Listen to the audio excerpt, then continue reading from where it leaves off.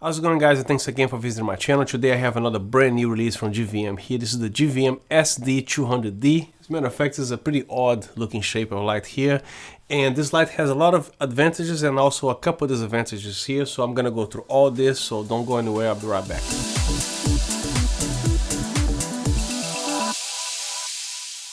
And a quick disclaimer, GVM sent me this slide for me to check it out. All my words and opinions are my own. I don't get paid to say anything here, and this video is not sponsored by GVM. All I'm doing here is reviewing some gear for you guys, and also my YouTube channel needs content, so thank you again GVM for sending me this light. So if you're on a budget and you're looking for a COB chip light here, this is actually one of the most affordable solutions for you. This is actually a 200 watt. This is the GVM SD200D. And to make things even more convenient, they actually made this light as a bicolor, which ranges from 3200 degrees Kelvin all the way to 5600 degrees Kelvin. It has a CRI value of 97, and brightness wise it has 35,000 lux at half a meter away, 10,000 lux at 1 meter away, and with the reflector added it has 93,000 lux at half a meter away, 25,000 lux at 1 meter away. And this light is extremely light. It's all made of plastic. It weighs only 3.5 kilograms or 7.7 pounds. So in the box you're gonna find the light itself. This whole thing is made of plastic from front to back, and of course the yoke is made of aluminum. It comes with a large power supply and also a very generous AC cord, which can reach most outlets there. My outlet is at least 10-15 feet away. It's plugged in over there. It also comes with a protective front element here, and also the reflector, which is also as good as the Godox VL series. As you can see, this is a very solid and thicker reflector, so I don't see this actually breaking easily. But one thing that I was actually disappointed when I unboxed this light is because it didn't come with a case, because finding a case for this light here is going to be very difficult unless you can actually purchase separately from them an empty case of the GVM S150S or the S300S. That case will fit this light perfectly with the reflector and all the items that this light came with. But if you're looking for a case on Amazon, this case is going to cost a lot of money, and it's always too big, too tall, too large, too small, too narrow. You know, it's always a nightmare to find a case. So again, I wish this thing came with a case, because what are you going to do? To show up on the shoot with a cardboard box? No, you need a case for this. About this protective cap here, I can see a lot of people being tempted to use this as a diffuser. Sure, you can actually install it right here. You don't even need to use the bones with this. He installs just like this here. And again, this is a 200 watt light, and this is a powerful LED bulb. So when you do this here, especially at 100%, you're going to be limiting the airflow on the LED. So don't use this as a diffuser. Only if you're using like a 10, 15, 20%, that will be acceptable. But if you want to use the diffuser for this light here, of course you want to buy a soft box, because this is a bonus mount, so doing the right thing, you actually buy a soft box for this. So before I continue with anything else here, let's talk about the fan noise, because this is probably the first thing you guys want to know, because this light comes with a fan and it is rather audible, but not too bad compared to other lights that I've seen here. So it's still a rather quiet fan, but depending on what you're doing, you can still hear the fan if you have a dead quiet room like this here, because you can hear everything. A hair falls on the carpet here, you can hear. The microphone that I'm using to record this video is right here, less than 11 inches away from my mouth, and it is actually pointing directly at my mouth and at the light right here. So this is the fan noise that you hear currently with the light placed at this distance right here. So I'm going to be quiet for about 5 seconds so you can actually hear what's going on here. And when we move the light away, the noise is less obvious. And I'm also going to be demonstrating here. I'm going to actually switch this light to this light right here. So I'm going to put this light there with a soft box, and then you can see what kind of noise this light will generate. And here's the actual light, the GVM SD200D. Right now I'm shooting with the f4, which is a Canon 24-105. The light is currently set to 24%. The ISO here is 850 and the shutter is 175. And here's the actual light on the back here. And you can easily use the app here, which you can actually set your exposure here to something like this here, 24%. You can also go from 4200 or anywhere you want. Tungsten all the way to the 5600 degrees Kelvin. So the one thing that I don't like about Bluetooth devices, because a lot of Bluetooth devices that you guys have, they are non-editable. So whatever name that the manufacturer wants, either a bunch of numbers and letters and characters, right? So I wish GVM could actually find a way to actually put somewhere in the extension of the Bluetooth numbers there, the actual model of the lights. Because if you go to your Bluetooth here, which one is it? They're both called BT LED. So I have learned that this particular light here, it ends in 896, then I know it is this light. And this one here ends in E11A. So I can actually write this down and put a piece of tape on the light or whatever. And then you will know every single time you want to connect this light or any other light. So let's connect this light again here. So I know for sure is the 896. Connect. And there you go. There's the light right there. So the fill light is actually this little light here. So I'm gonna actually put the thing back to the 28%. I'm gonna actually turn that off so to give you guys the full look of the light itself.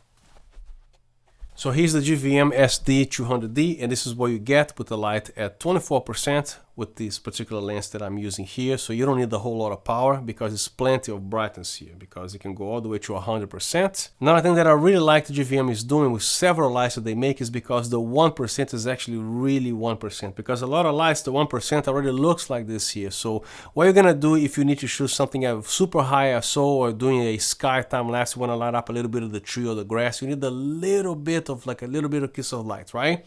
So check this out. This light at 1%. This is actually what it looks like here. 1%. You can see a little bit of my face there, right? So 0, 1%. So this is awesome. This light is actually at 2%, 3%, 4, 5, 6%. All the way to 100, of course, right? So you have all the brightness that you need up to 200 watts. But what I really like here is the control that you have. How low can you go? So this is at 1%. So here with the app is pretty simple. You have my scene, which technically there are none right now. So back to the CCT here, you can actually control the light intensity. And you can also control the color temperature from 5600 all the way down to 3200 or anything in between. You can also shut off the light here. And notice that the fan also shuts off, but you cannot turn the fan off. Only through the app when the light is completely off or all the way back on.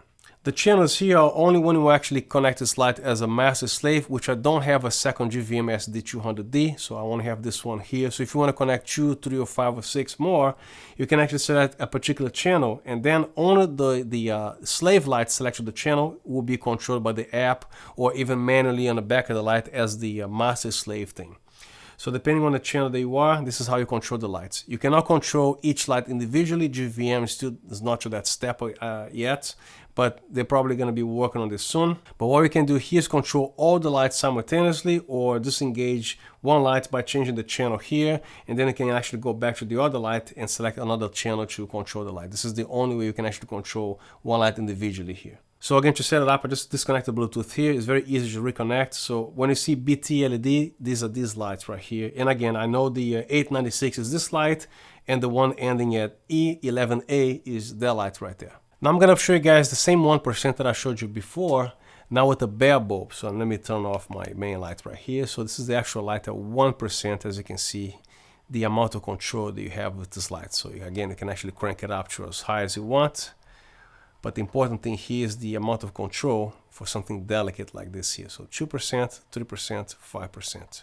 So the two things that I don't like about this light, the fact it did not come with a case, and also this is gonna actually bother some people because when you adjust the light, you're gonna hear this noise here. So I was actually attempting to open this light here, which is pretty simple. There's 4 screws here, but somehow they do not come off. So I left the way it is. But I actually found out where this noise is coming from. It has nothing to do with the internal components of the light. You're not gonna break anything here. So simply this noise is actually coming from the actual spring here. So when you actually rotate the light, the actual very end of the spring thing here, it kind of makes this noise. So I actually removed the spring and the light does not make this noise anymore. But when you're adjusting the light here, the noise is actually tolerable because it only happens once in a while, because if you tilt the light this way, you're gonna hear the noise. If you tilt the light down here, you're gonna hear the noise. But how many times are you gonna be doing this on set, right?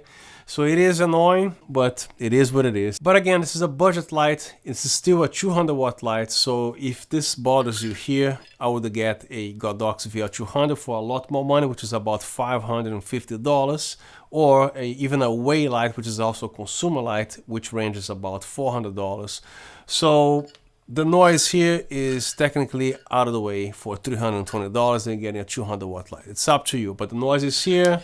And also it doesn't come with a case, which I don't like. So those are the two cons that I have overall with this light. The noise this thing makes here, and also the case did not come with the case. This light does not come with the ballast, but it comes with this power supply here. And what I did, I actually do this with every single light because I don't like the stuff dangling all over the place, right? So you can actually easily do this here. I bought one of those little furniture sticky selfie pads right here. I think you can see right here. So I put a regular Velcro right here with the soft part here. And also this very thin Velcro that you can actually find at Home Depot. So all I have to do is to press it on here and squeeze it tightly, and this is not going anywhere, which is great.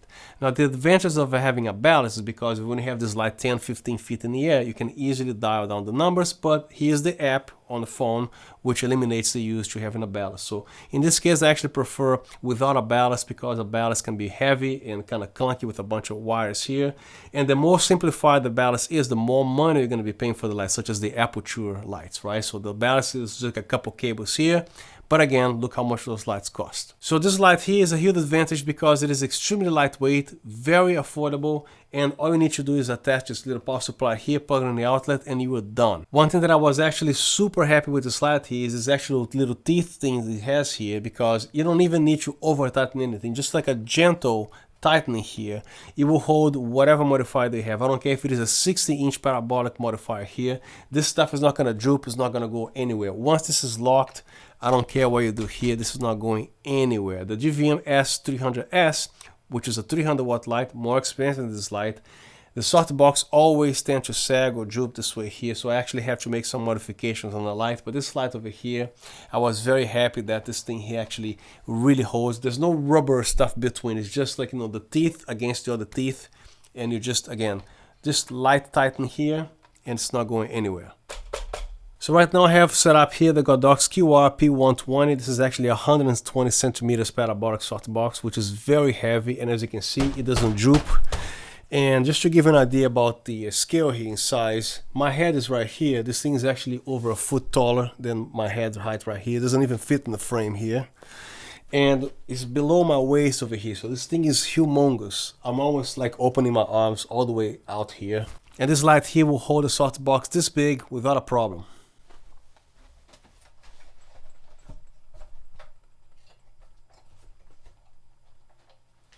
So whatever position you set this thing, it's gonna stay here. This is absolutely fantastic, and this is one of the biggest features that I found with this light here, is the ability to hold modifiers this big, and this is actually a very good, useful thing to me here. So before you change the position up and down or whatever, make sure you don't have the teeth touching each other. Make sure it is separated enough, and then you actually do your tightening, and there's no requirements to over tighten anything. You will feel when it's tight enough, and then you stop, and the softbox is not going anywhere.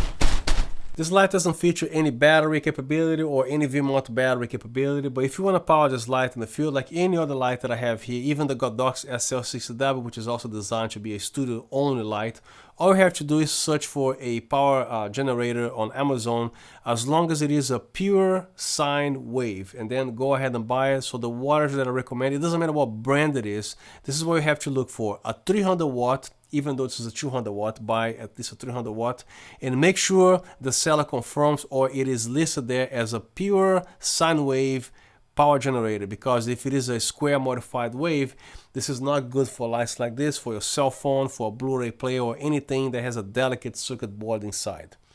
The modified sine wave is for, vacuum cleaners and such things that don't need any special care. But this thing here will always require pure sine wave, which is the same exact way your home outlet is. It's a pure sine wave, 3% THD or total harmonic distortion. A clean circuit on your electric panel with nothing plugged in on the circuit is going to be as clean as 3% THD, and that's the same quality those pure sine wave generators offer. And here's the light, which is pretty simplistic. This is the actual DC plug here, which is a lockable unit. Everything is also made of plastic, there's no metal here. And just in case this little green ring is lost in a box here, just make sure you actually insert this one here first. It should look this way here, and then you can actually plug it in here. And to power the light is a very simple power switch right here. And it goes from 1% increments all the way to 100%, and very quickly. And press this button once. Now you're controlling the actual color temperature from 3200 all the way to 5600 degrees Kelvin. And on the mode button here, you have your rotate, your slave, your master, and your app mode. So to control the app, make sure it is on app. And to control the lights, make sure this light is set to master and the other ones are set to slave. Now here's the power consumption test. Right now, let's turn on the light here. And with the fan on, is reading about 1.5 watts. And at 1% is reading about close to 2 watts. At 10% we have this here, about 8.5 watts. At 50% you're reading about 45 watts. And 100% you're gonna get about 100 watts or 94.5 watts. The reason why it's not displaying 200 watts is because usually lights like this here, the most powerful setting is actually when you are at the middle here, the 4400 CCT, and then you're gonna have about 200 watts exactly, okay? Now when you switch to the both extremes here, you see that you're actually getting half, close to 100 watts, and the same thing with the daylight, 5600 degrees Kelvin, you're getting about 100 watts here. All right, now I'm doing a brightness test here. The light is actually at 100%, and it's at 5600 degrees Kelvin, so I'm gonna be pointing the light meter right here, and we're having a f11.5. This is at 800 ISO and 30 frames per second. Now at 3200 degrees Kelvin, the reading will be 11.1. Now at 4400, this is actually the brightest point of this light here. From 11.1, it's gonna go all the way to 16.5. Find a sweet spot here. There you go, almost 16.5. Now it's still at 4400 degrees Kelvin with the reflected added. It's gonna jump from 16.5 to f45. Find a sweet spot here. It's actually f45.5. That's insanely bright. Now at 3200, it's gonna be about f22.9, which is technically f32. And at 5600, f32.2. And that's the end of my review. I hope you found this video helpful, and if you want to subscribe to this channel, I would really appreciate it, so you can see more contents like this here. And if you have any questions, please drop them down in the comment section. I'll respond to everything that I see there. So thank you very much for your time watching my video, and I see you next time.